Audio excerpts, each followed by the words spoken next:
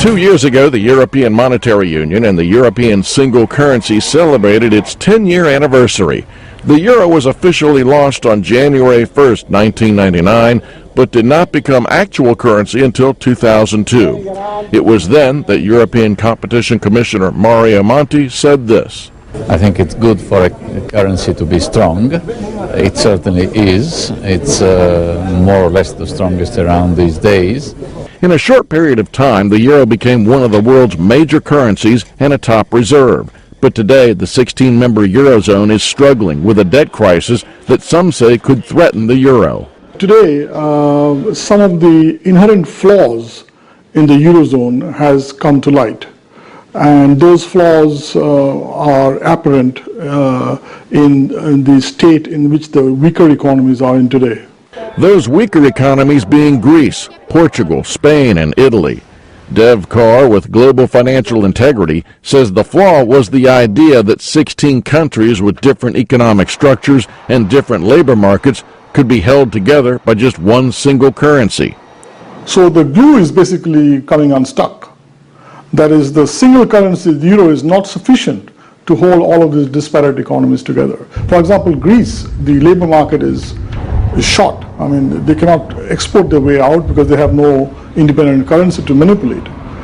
Their labor, the wages are high, benefits are high, and they cannot compete against German exports. Eurozone members have enjoyed a stable currency and profited from low interest rates.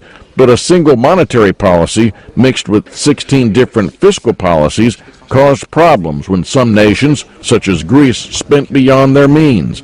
Domenico Lombardi of Brookings says the euro is now at a critical juncture, just 12 years after its introduction. The only way this could have worked would have been if the countries themselves would have followed the same fiscal stance. They would have abided to the same fiscal discipline, but this has just not happened. The problem ahead, Lombardi says, is the weaker economies have a slow rate of growth, which means they are less likely to produce enough resources over time to service their increasing piles of debt. Essentially, the Europeans need to establish a closer link between public entitlements and production. And you can't have a generous pension system, generous entitlements that are in many ways detached from the productivity of the people who are going to benefit from those entitlements. Without a central fiscal authority, without concessions from labor, and without fiscal discipline from every Eurozone member, the euro is in deep trouble, according to economists. So I think either the Europeans at this juncture move forward with more integration, or there is a serious possibility of a breakup of the European Union.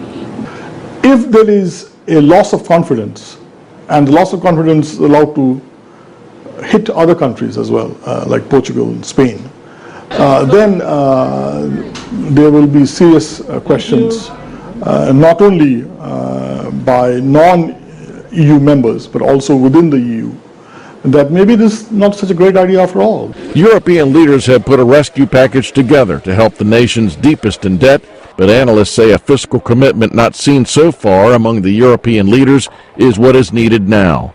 I'm Philip Alexio, VOA News.